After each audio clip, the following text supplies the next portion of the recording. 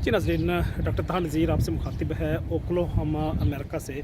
ये Oklahoma state जो है, इसका नाम भी बड़ा अजीब सा लगता है बोलने में, ओक्लाहोमा। एक्चुअली ये जो नेटिव लोग थे जो यहाँ पे सदियों से रह रहे थे, ये उनकी लैंग्वेज से, ये उनकी टर्मिनोलॉजी से, उनकी ज़ुबान से ये एक लफ्ज़ लिया गया, बल्कि दो अल्फाज का ये मिक्सचर है, ओक्लो और हामा। ओक्लो मीन रेड, हामा मीन ह्यूमन बीइंग। तो ये दो वर्ड से, ओक्लाहोमा से लेके वर्ड इसका नाम बना दिया गया ओक्लाहोमा, मतलब रेड पीपल। तो रेड इंडियंस कह लें इनको, जो पुराने नेटिव अमेरिकन लोग थे। लेकिन ये जो लोग थे जो सदियों से यहाँ पे आबाद थे, जो इस धरती ज़मीन के असल मालिक हैं, कितनी ज़माने का और हालात का सितम है कि वो यहाँ पे मुझे नज़र ही नहीं आते। दूसरी कम्युनिटी के लोग मुझे नज़र आते हैं, वो चाहे स्पेनिश हो, चाहे इंग्लिश हो, चाहे ब्रिटिशर्स हों, फ्रेंच हो, इटालियन हो, पाकिस्तानी हो, बंगाली हो, ये सारी कम्युनिटी तो यहाँ पे नज़र आती है। लेकिन वो लोग जो सदियों से आबाद थे, तो हालात और ज़माने की सितम ज़रीफ़ी देखें कि वो आज यहाँ पे ढूंढने से भी नहीं मिलते। ठीक है, उनका पॉपुलेशन भी मुमकिन है कम हो और वो वक़्त के चैलेंजेस का भी मुकाबला ना कर सके हों, लेकिन फिर भी उनकी रिप्रेजेंटेशन तो होनी चाहिए थी, उनकी यहाँ से कहीं ना कहीं तो निशानदगी होनी चाहिए थी। लेकिन अनलकीली इस ओक्लाहोमा में मुझे वो कम्युनिटी नज़र नहीं आती।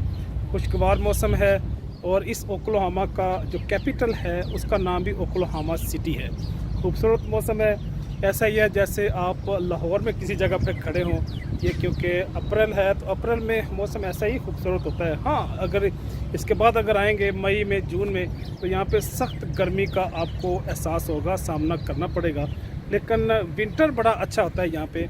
विंटर इसलिए अच्छा होता है क्योंकि यहाँ पे उस तरह की, उस लेवल की, उस इंटेंसिटी की सर्दी नहीं होती, ना यहाँ पे स्नोफॉल होती है जिस इंटेंसिटी की आपको मिशिगन में, न्यूयॉर्क में, मिनीसोटा में, विस्कॉन्सन में, फिर कनाडा की तरफ अगर चले जाए, कैलगरी में, और वहाँ पे एडमंटन में, वैंकूवर में, टोरंटो में, मॉन्ट्रियल में, इन इलाकों में क्योंकि सर्दी ज़्यादा होती है, तो इसलिए वहाँ से लोग ट्रैवल करके साउथ की तरफ आ जाते हैं। वो चाहे फ्लोरिडा हो, वो चाहे टेक्सास हो, वो चाहे न्यू मैक्सिको हो, चाहे ओक्लाहोमा हो, यहाँ पे विंटर वेकेशन में वो इन इलाकों में आ जाते हैं मौसम को एंजॉय करने के लिए।